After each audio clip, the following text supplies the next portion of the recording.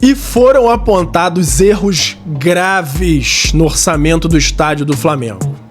Fabrício Kika entrou numa live junto com o Vene Casagrande e apontou sérios problemas no orçamento do Flamengo que podem virar dores de cabeça para o estádio durante esse período de construção. Vamos falar sobre tudo isso e também vamos falar sobre o Flamengo, uma reestruturação radical que essa nova presidência está querendo fazer na estrutura de cargos internos do Flamengo, na forma de lidar com o futebol, tentando excluir totalmente o amadorismo, e isso aí passa inclusive sobre mudanças no estatuto. Vamos dar todos os detalhes logo depois da vinheta. Pega a visão, segue o Lucão. Seja bem-vindo ao canal Lucão Vital. Fala galera, eu sou o Lucão Vital. Hoje a gente vai falar aqui sobre estádio do Flamengo com sérios problemas na análise, no projeto que foi apresentado, na estrutura de gastos previstos. O Fabrício Kika, o Fabrício Chica, fez uma live ontem com o Vene Casagrande dando detalhes. Ele que é um especialista, ele é um engenheiro especializado em estádios, já fez construções em muitos lugares, ele gosta muito disso, ele que tá apontando uma série de possíveis problemas que o Flamengo pode ter, mas de uma forma bem realista. Não, muita gente chama ele de pessimista, mas não, ele tá vendo que o valor que tá lá pode não ser o valor final. Então, a gente vai dar todos os detalhes sobre esses pontos aí que ele identificou. Tem uma questão aí de uma parte do terreno ser utilizada ainda por uma empresa distribuidora de gás do Rio de Janeiro, que o Flamengo pode e vai precisar gastar uma grana com a remoção, a realocação aí dessa estrutura de distribuição de gás. Então, vamos falar sobre tudo isso já já. Antes disso, falar sobre o Flamengo reestruturando totalmente a quantidade de cargos. Para se ter uma ideia, primeiro o BAP ele determinou o Rodrigo Tostes como o CEO do Flamengo. Ele que, junto com o BAP, vai fazer essa reestruturação interna de cargos, muita gente ali no meio, com muita opinião. Mas hoje o Flamengo, só um começo dessa estrutura que existe hoje, bem amadora no Flamengo, o Flamengo tem 19 vice-presidentes na estrutura. E aí tem uma lista extensa, vice-presidente disso, daquilo, e a tendência é que o Flamengo tente enxugar essa grande estrutura. Uma forma que o Flamengo já está conseguindo fazer a mudança é com essas contratações que ele vem fazendo, por exemplo, do José Botto, que é um cara que ainda não foi nem oficialmente anunciado, mas já se tem notícia que ele, antes de vir, já conversou com o Jorge Jesus para entender como funciona o Flamengo. Vem tendo conversas diárias com o Felipe Luiz para já alinhar as necessidades, que tipo de jogador e que posição de jogador ele precisa buscar. Então, o Zé Botto já demonstra uma forma de trabalhar muito mais profissional do que o Flamengo vinha tendo ultimamente.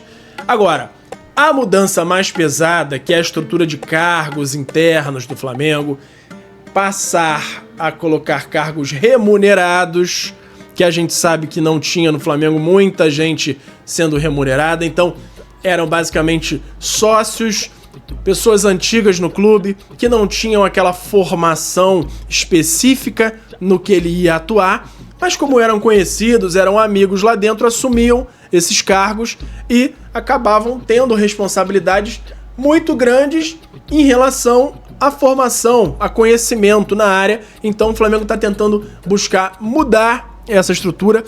Porém, se a gente for levar em conta, por exemplo, essa questão dos 19 vice-presidentes que estão previstos no estatuto atual do Flamengo, essa mudança para acontecer tem que passar por aprovação do Conselho para mudar o estatuto. E aí o Flamengo poder contratar vice-presidentes específicos de cada área que tenham formações naquela área e estejam aptos a fazer, a exercer essa função de uma forma satisfatória. Então, precisaria de aprovação do Conselho. E aí quem está no Conselho, justamente os caras que seriam mais cotados a assumir esses cargos dessas vice-presidências. Então, Não é tão simples assim, mas a intenção atual é que o Flamengo tente fazer essa mudança radical sobre a estrutura interna do Flamengo e cada vez mais profissionalizar algo que é primordial no futebol hoje em dia. E aí até o Paparazzo Rubro-Negro arrumou um termo que faz sentido, que é o Flamengo quer ter uma estrutura de SAF, porém sem vender parte do clube, sem vender o controle do clube. É uma estrutura de clube-empresa, fazendo funcionar como empresa de uma forma bem profissional, só que ainda deixando as decisões dentro do quadro societário, dentro dos sócios do clube, do conselho do clube. E é muito interessante, é muito necessário que haja esse movimento, não só no Flamengo, mas em todos os clubes, para que tenha cada vez mais saúde financeira e que faça o futebol brasileiro e o futebol carioca também crescer cada vez mais, e só com essa profissionalização do futebol isso é possível.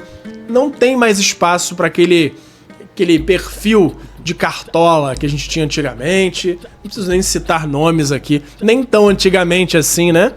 Então, muito legal essa atitude, falta só a confirmação de que o Conselho do Flamengo vai comprar a ideia e vai colaborar com essa mudança radical pretendida pelo Flamengo.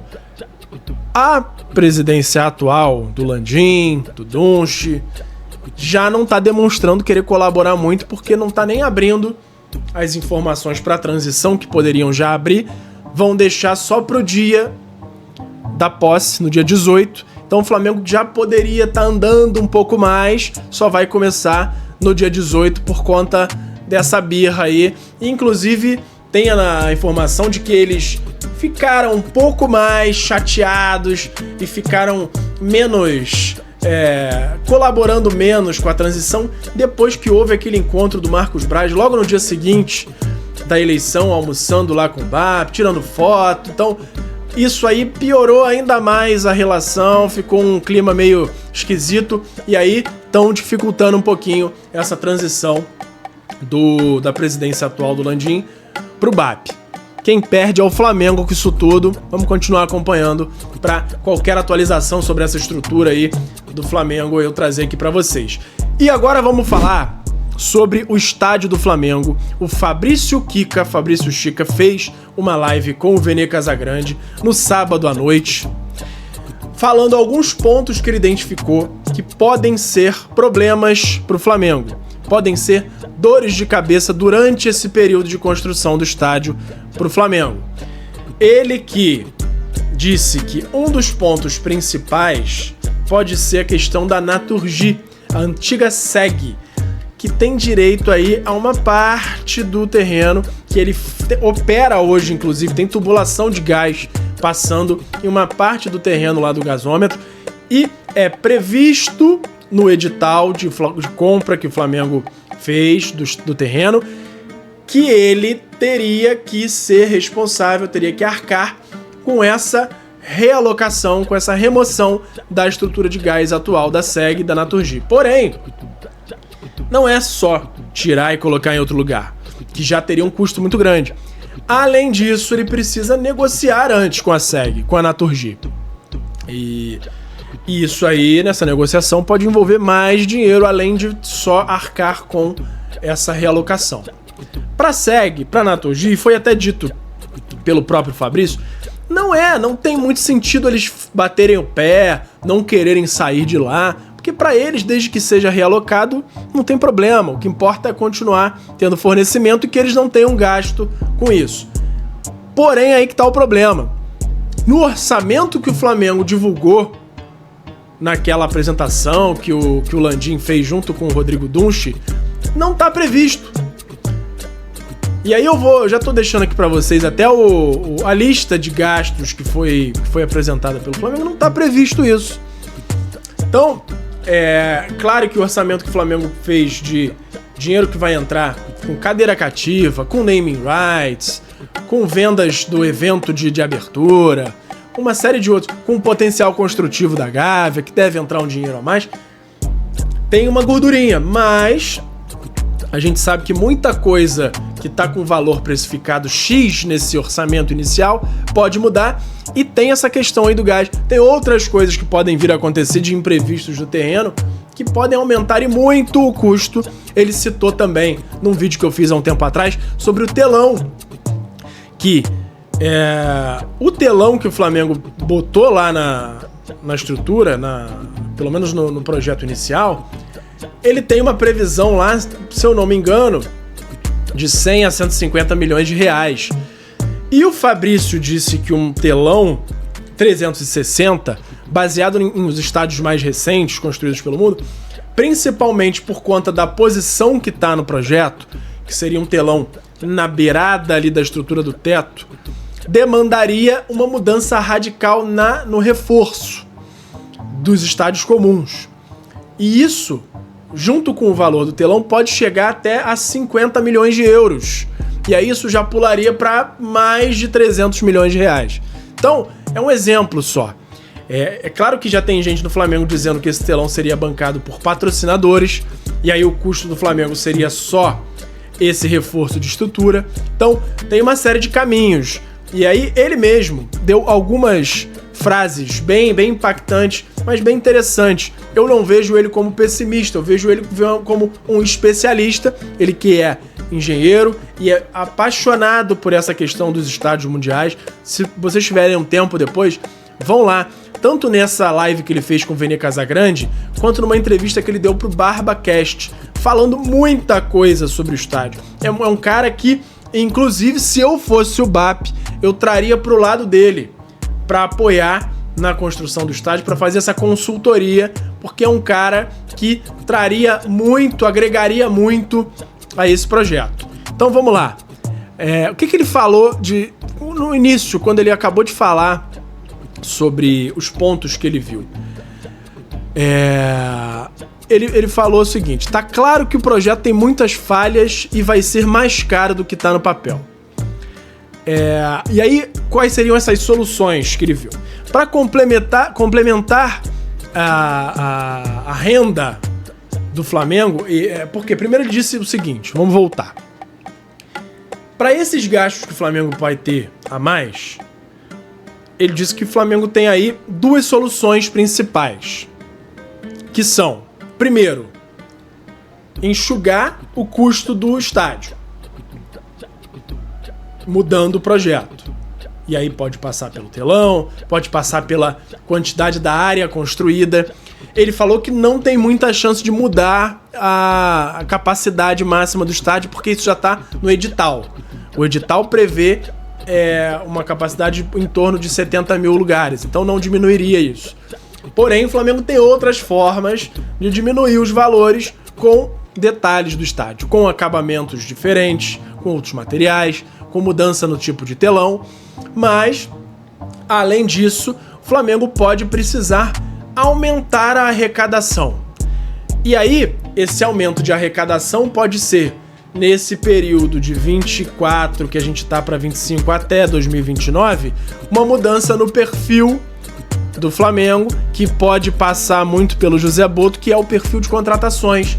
Passar a fazer contratações mais baratas, visando uma futura venda para jogadores mais jovens e não gastar dinheiro muito alto com jogadores que não teriam potencial de revenda. Ou seja, já planejar uma entrada maior de dinheiro por ano com vendas de jogadores para aí sim arrecadar mais. E aí a gente tem que levar em conta que essa entrada de dinheiro não seria toda destinada a novas contratações, eles pegariam uma parte para colocar no projeto do estádio. E além disso, uma parte aí que é mais complicada, que a gente vê isso acontecer muito no estádio do Palmeiras, no Allianz Arena, que é parceria com construtora, como o Palmeiras tem lá com a W Torre, fazendo com que datas sejam cedidas nessa parceria. A parceria que o Palmeiras tem, ele mesmo citou, o Palmeiras estava numa posição muito inferior. Essa parceria que eles fizeram, eles acabaram cedendo muitas datas, porque eles estavam numa situação financeira muito ruim. E o Flamengo, como já não está tão mal, assim, ele tem condição de bancar esse projeto, se acontecer tudo da forma que está sendo planejada, ele teria uma forma de negociar melhor. Inclusive as datas de shows poderiam não ser exatamente controladas pela parceira. Poderia ser o Flamengo a definir que datas ele gostaria que o show fosse realizado, que não acontece com o Palmeiras. O Palmeiras, se a W Torre determinar que vai ter um show, conseguir fechar, o Palmeiras não tem escolha. O Palmeiras jogou jogo decisivo agora de brasileiro com palco armado atrás do gol. Então, o Flamengo teria uma maior flexibilidade, um maior poder de decisão, porque ele está numa posição mais confortável de negociação. Mas pode ser que entre alguma coisa nesse sentido. O Flamengo precisa fazer shows, precisa ceder as datas para entrar mais grana. E aí o Fabrício cita até um detalhe importante, que é: shows são muito mais, mas muito mais lucrativos do que jogos de futebol. Tem show que pode dar de lucro 10 a 15 milhões de reais. Um show. Então, a gente continua acompanhando para saber qual vai ser o desenrolar aí desses detalhes, por onde o Flamengo vai conseguir alternativas para suprir essas possíveis dores de cabeça. E aí, tem uma frase aqui para finalizar que o Fabrício citou, sobre a forma que o Flamengo vinha lidando durante o processo eleitoral, com muito otimismo. Claro, que faz sentido. O Landim conseguiu o terreno durante o processo eleitoral, mas ele só falava muito da parte boa. Não citava esses possíveis entraves aí no meio do caminho que podem fazer com que o estádio não seja com as mesmas condições que foram ditas no projeto. Então, ele falou a seguinte frase: as pessoas que vendem otimismo fácil estão colocando o projeto em risco. Então, é bem nesse sentido. Precisa de realismo para que não tenha aquela decepção depois. Eu, particularmente, acho que o Flamengo é capaz de construir exatamente como está lá. Mas vai depender de patrocínios, vai depender que o naming rights dê certo com esse nível de valores. Acho que pro tamanho que o Flamengo tem, ele consegue até mais. Uma empresa que tem a visão ter 20, 30 anos com o nome no estádio do maior clube do Brasil, um dos maiores clubes do mundo, é uma coisa que é inestimável, imensurável o quanto isso pode trazer de grana. Então, e é um projeto muito a longo prazo. Então, 20 anos aí de visibilidade para uma empresa grande é garantia de sucesso por muito tempo, de longevidade. Então, acredito que o Flamengo tenha condições aí de bancar esse projeto, inclusive com 100% de recursos próprios de patrocinadores, sem precisar fazer parcerias com construtoras. Então, a gente continua acompanhando, mas é importante que a gente veja esses pontos, esses possíveis pontos que podem trazer gastos adicionais e podem fazer o projeto mudar um pouco. Espero que não mudem radicalmente, porque o projeto inicial ele é bem interessante, mas vamos continuar acompanhando. E aí tem uma frase que depois o Fabrício citou, que é um pouco mais, que tranquiliza um pouco mais o torcedor. Que ele falou: apesar de tudo, não vejo nenhum grande problema, apenas a necessidade de diminuição de custo e aumento de arrecadação significativos. Então, é basicamente isso. O Flamengo não tem aquele risco de não construir, de dar um problema gigantesco e não ter o estádio. Não tem. Só que, como a gente sabe, qualquer construção, se tem um prédio construindo na sua cidade, você sabe que em alguns momentos embarga, aí fica parado. Às vezes por conta de licença, por conta de alvará, por conta de mudança alguma descoberta aí no terreno ou na construção que faz aquilo ficar parado para eles captarem mais recursos, continuarem a obra. Isso tudo o Flamengo está sujeito. E é por isso que foram já apontados esses possíveis problemas aí, as possíveis dores de cabeça que o Flamengo pode ter na construção. E aí eu quero ouvir de vocês, o que vocês acham sobre tudo isso? Se vocês estão na expectativa do estádio do Flamengo, que ponto desse projeto vocês abririam mão?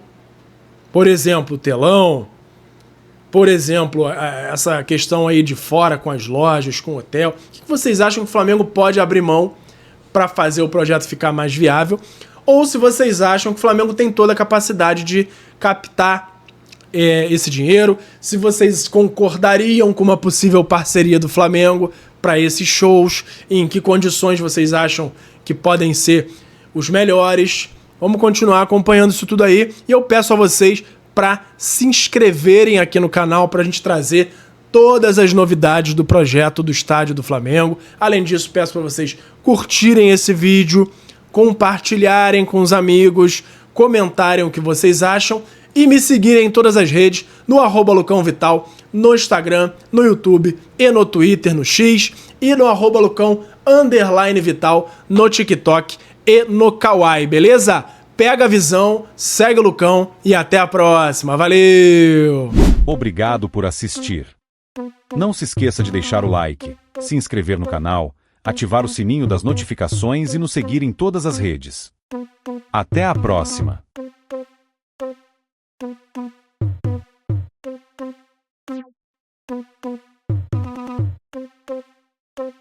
Thank you.